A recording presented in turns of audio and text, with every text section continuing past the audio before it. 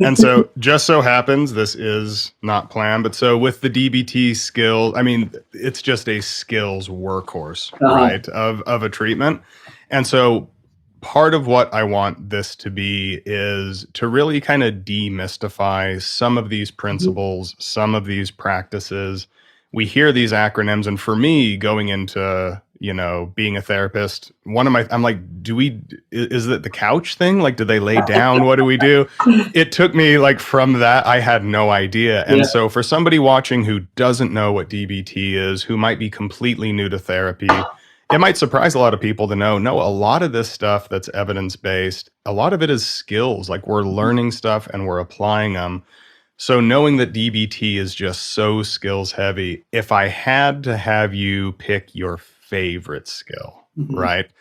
And maybe even to, teach it so viewers, listeners can get a sense of this, what would that be from DBT? Yeah, I mean, this is always an ongoing conversation. It's like, I love ice cream. And like, I go through periods of time where I really love chocolate fudge brownie ice cream. And then there's periods of time where I really like coffee ice cream. And then I really like, I definitely don't like, a sorbet. Now I'm getting distracted by my own metaphor, but like, that's just to say, I like a lot of these DBT skills. I use them in my personal life all the time. Yep. My wife and I use them even like kind of sarcastically to one another, where like, you'll appreciate this, Brian, as a DBT therapist yourself, like there's a skill here called like half smile and willing hands that both of us, I remember both of us learning about it and being like, there's no way this works. Right. Yeah. It's like, anyway, like my wife and I will like, in arguments or moments of tension, kind of like go like this and raise our hands up. And there's like that natural irreverence. And it's like so frustrating. It's like, man, I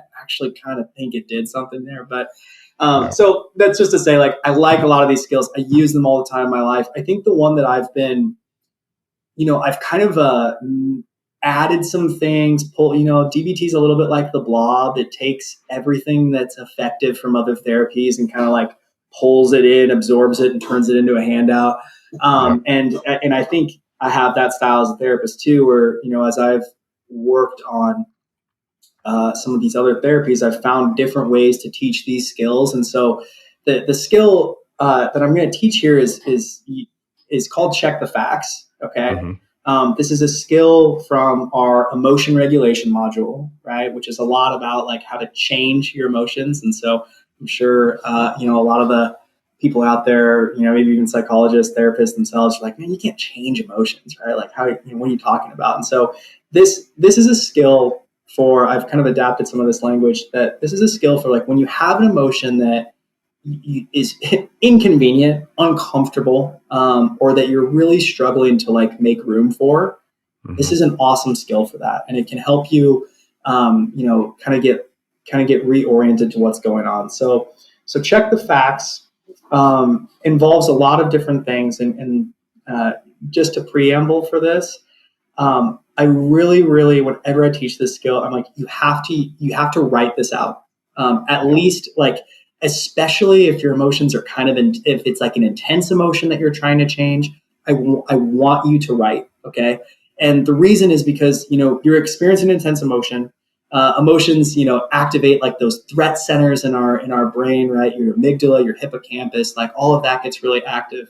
And one of the simplest biohacks for turning down activity that is to activate another part of our brain that's designed to control it, right? So writing is a really simple way to activate your prefrontal cortex, the executive functioning, all the brake pedals that kind of like, push back on emotions and say, hold on, like let's maybe not like scream at the guy who just like cut me off in the bathroom at the restaurant, right? Like, let's push back a second and just like take a deep breath and maybe say like, okay, buddy.